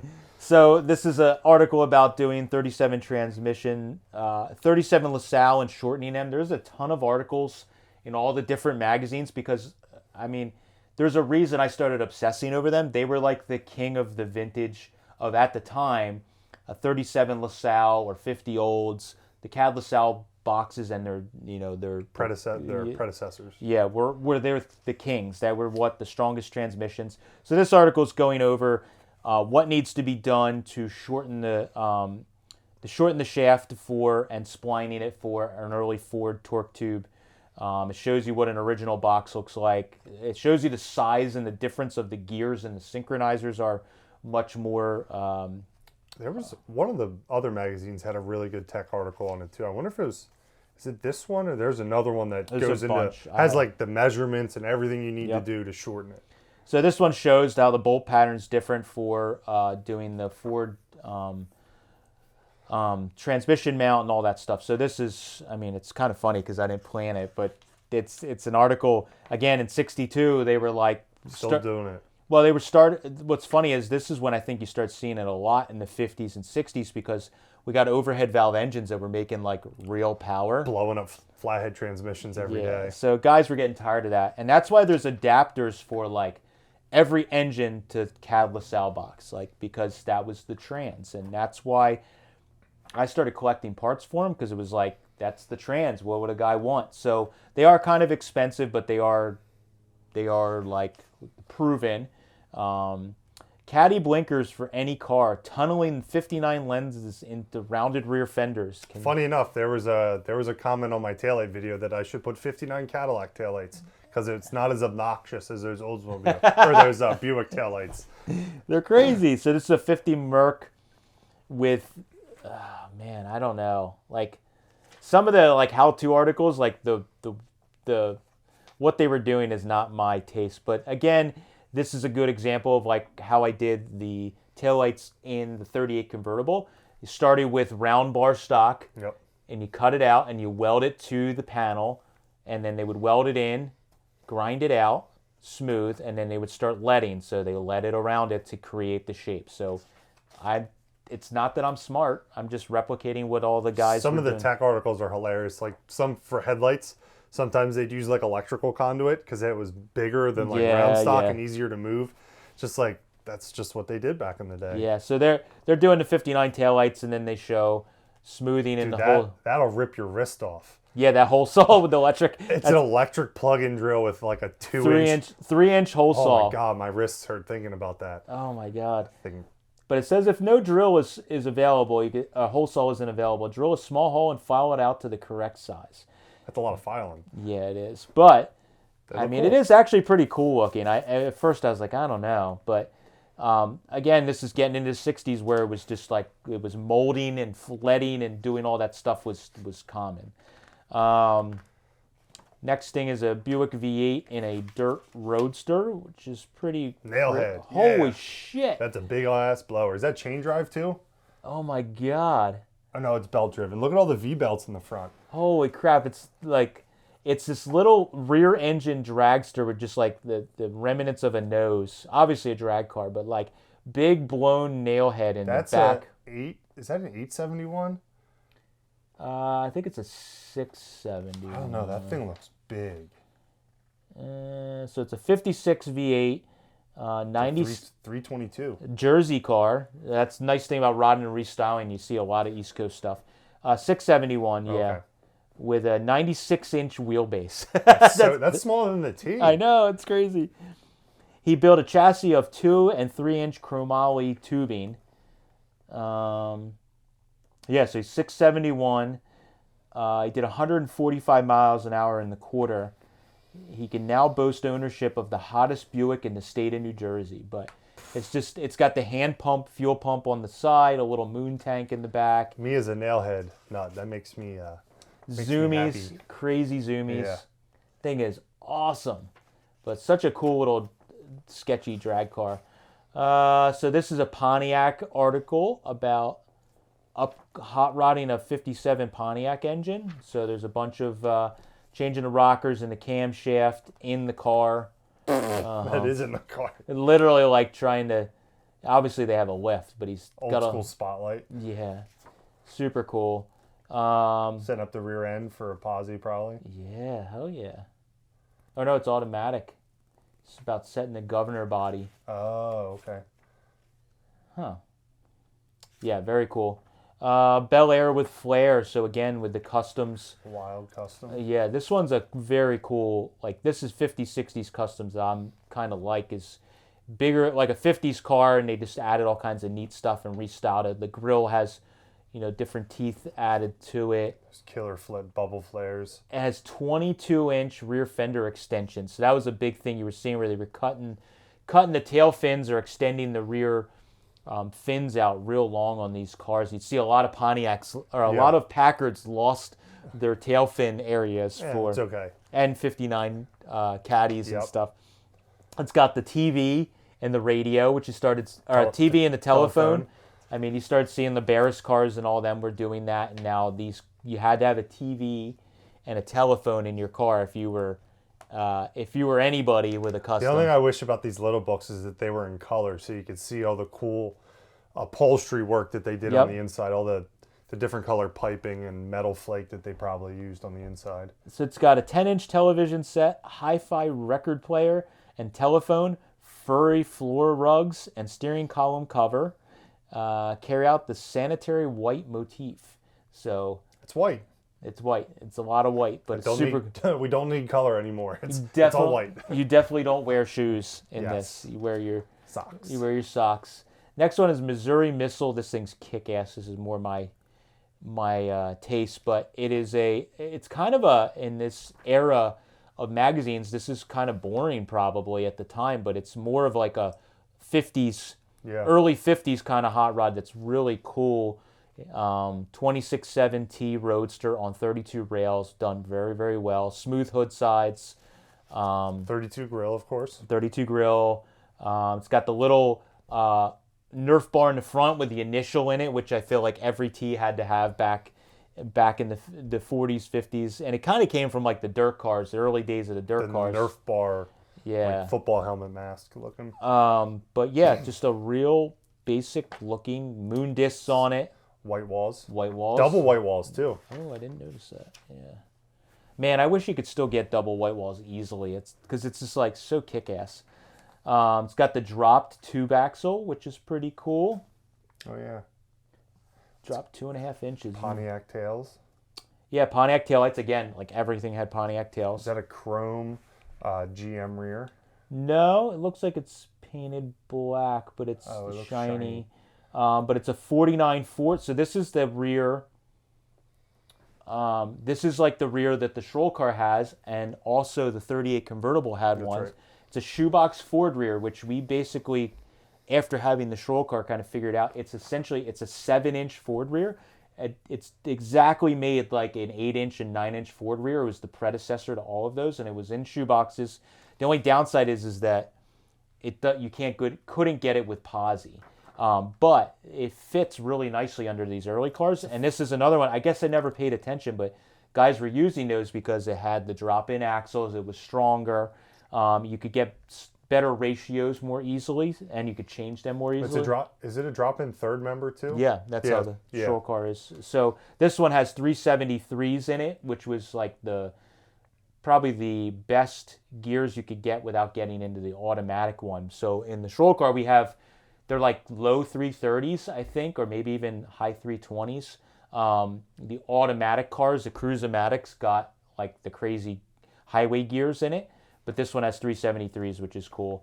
So yeah, and it's got a 54 Oldsmobile in it. So notice a theme. Oldsmobile engines and caddies were very popular. It's got the firewall mounted master cylinder from a 50s. I like the smooth hood sides in that. You don't see that very often. Yeah, that's really cool. I like that. So this car is like, for me, that's like a spot on T. It's done really nicely on 32 frame.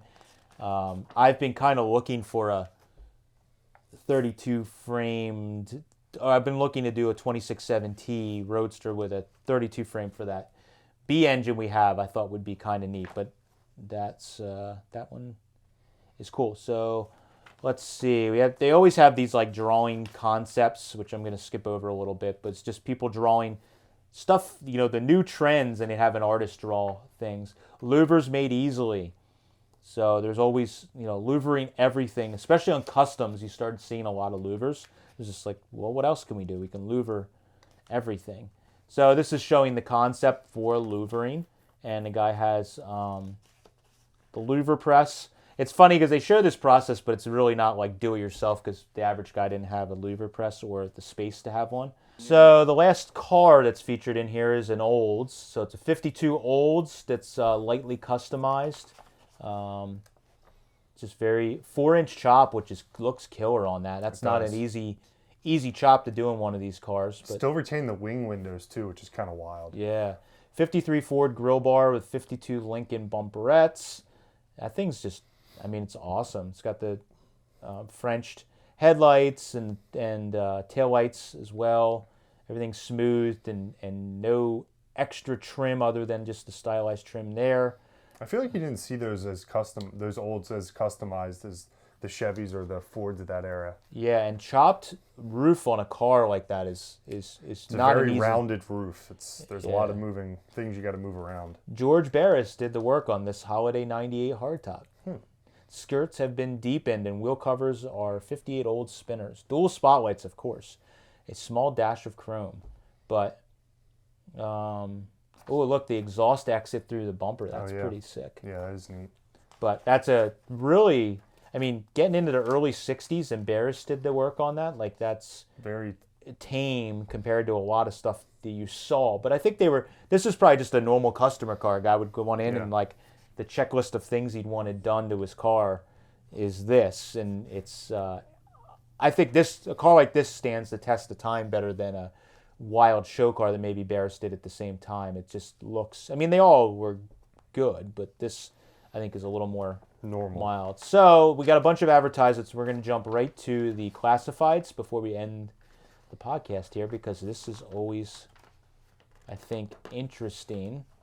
Almquest with their shift kits. I wonder, was Roddington Restyling an East Coast magazine? I don't know if it was based out of the East Coast, but they featured a lot of East Coast. I don't know if I ever looked where they were. Oh, yeah. New York and New York. Oh, okay. That would make sense. So that makes sense why they were. Because they do a lot of features on like the East Coast shows a lot. Yeah. So, in the swap it. So in this magazine there isn't a lot, but the swap and sell. They were on 800 2nd Ave in New York. New York is where they were based out of. I bet if you look that up, it's probably some tiny little house to do the random magazine. I'll do a MapQuest thing and put it in the video. It'd be funny, Google Earth. So selling some brand new tires. 31 Ford closed cab pickup. New rings, clutch, timing gear. Also new top, body and fenders. Well used but a good runner. First $100 takes it in Anita, Iowa. Art Duff. How much are the new tires? New tires were $50 or best offer. So for twice as much as you could buy a set of new 18-inch tires, you could get yourself a 31 Ford closed cab pickup. So, I would have jumped on that if I was back in time. Advertiser for some models, which is pretty cool, from Massachusetts. Sell or swap. Sectioned and channeled 38 Ford with 48 engine plus speed parts. Completely redone upholstery, louvered hood, molded fenders and taillights. Also, radically chopped 51 Mercury. Features canted Lincoln quads, hood extended and rolled under. Trophy winner, Hans Larico, 42 Trumbull Street in New Haven, Connecticut. No price, but sounds pretty cool. But more models, so you can see models were big. Wanted a rebuilt 4-speed Corvette transmission. We have one of those. Hey, we could help him out with that. Yeah, call him. He was in Franklin, PA. Right down the street. RD2 in Franklin, PA. Wanted 28 or 29 Ford Roadster stock, fair to good shape. People were looking for Roadster bodies back then. A lot of wanted ads. Sell 80 Rod and Custom magazines of all kinds. $6 for the lot. You pay postage. You pay $6 a piece now. Yeah. Sell old 6.2 manifold and carbs. $50. Does it say what it's for?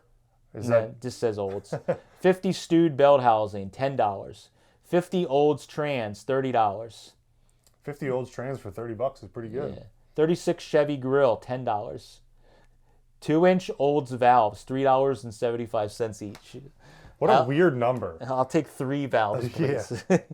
So I wonder how you would contact these people. Would you? They have their address. Oh, do they? Yeah, all these, I'm not always giving out the addresses, Well, but yeah. not that it matters.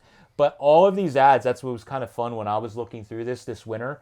All of these generally have their full address or their phone number in the ad. So like I was Google Earthing some of these addresses just to see if it was like, it's just fun, especially local ones. You're like, oh, I wonder where this is. And it's like, oh, that's where the, whatever it is, like we joked about a chiropractor's office or whatever. So yeah, you would send them a postcard with a written on it. Yeah. Saw your ad. I want to buy X, Y, and Z. I would like to buy your $75. That'd be so heartbreaking. Like nowadays, it's an instant. Like, oh no, I already sold that. You pay the postage to send a letter to someone to only get a letter back to say I already sold it. You're like, ah. Yeah, it's crazy. That was 10 cents in postage I lost. Yeah, and for like a week or two, you're just like you're telling all your buddies, you're like, oh man, I got a lead on a $10 pickup. I'm totally gonna buy that thing when he answers me back. It's sold. It's sold. So so that's kind of funny. Wanted Crosley speed equipment, engines, transmissions, rear ends, and other parts. I need a hot shot or super shot, sport, chassis, and or body. Dirt racer. Yeah, Rochester, New York. 53 Studebaker 2-door hardtop with leather upholstery, black V8, good condition, $200 in the East Bronx. This guy's selling more magazines. And the last one's wanted 29 to 40 coupe sedan roadster or touring car, any make, all letters answered. Very broad. Very, very broad. He might have been buying and selling. Just send me whatever you got. Yeah. And then this ad in the bottom here, coming event, 12th Annual National Autorama at the Connecticut State Armory in Hartford, February 21st to 25th, 1962. You can send your application in. If you like cars, you'll love Autorama. There you go. And so that's, and there's some list of shows. Oh, look at this. So this is a list of shows that were coming up. I'm going to skip over a bunch of them because I'm selfish. Oh, wait, no, this is good. February 23rd to 25th, Newark, Custom Morrison Presents, 2nd Annual Draw Your Dream Car Contest. Giant trophy for first place winner. But this is Pennsylvania, March 9th to 11th. Lancaster's 8th Annual Dragorama will be held at the PA Guernsey Sales Pavilion, 6 miles east of Lancaster on Route 30. Don't they still do the Dragorama, or is it something? No, I don't believe so. Oh, it's but Drag Fest. Yeah, I have a. Oh, that's Drag Away. That was a drag strip. But yeah, they had all these different. But Conestoga, PA. I love the address. RD1, Conestoga. No street, just RD1. Road 1. That's it. So those ones are kind of hard to look up because you don't know. But yeah, so that was what's going on. A sneak peek into March of '62. Rodden and restyling. Kind of neat to see that. But it's cool to show some of that stuff. So we thought we'd do a little bit on that. So that is our long, drawn-out podcast. We were talking for a while. Again, if you're just listening to this, check out the YouTube video where we drop in some sites on what we're talking about. I think it adds to it. Yep. If you're watching, you can always listen to this on all your normal podcasting platforms, Spotify and everywhere else. I don't know. But that's where it is. We're going to be doing, to get some hype, next podcast. In 2 weeks. Steve. Yes. We're doing one. We were supposed to do it today, but Steve's currently dealing with we had the wrong flywheel in a flathead, so he's dealing with that. He's very sad downstairs changing that. So, but next one, because you guys have been asking over and over again, we twisted his arm. I actually told him, I said, Steve, you have to do a podcast. He's like, So depending on how long Steve talks, we may also do another what's going on in IronTrap. Yeah. But yeah, we're gonna sit down with Steve and talk to him. Some of this stuff that we're gonna ask him, I don't even know because you're a terrible boss. How do you not know that about your employees? Steve's a man of very few words. He's a man of mystery. He doesn't talk about a lot unless I ask him. So I need to ask him more, and maybe we'll find out that he's actually got millions of dollars and a bunch of felonies, and I never know that. And I'm like, here's the keys to my house. Here's my shop. Have you ever been to jail? Just a random question we asked Steve. He had no interview. We should ask him that. Have you ever been to jail? I hope he doesn't say yes. I'm sitting in the corner with a clipboard just taking notes. So thanks guys for watching. We appreciate it. And listening. Yeah. Catch you later.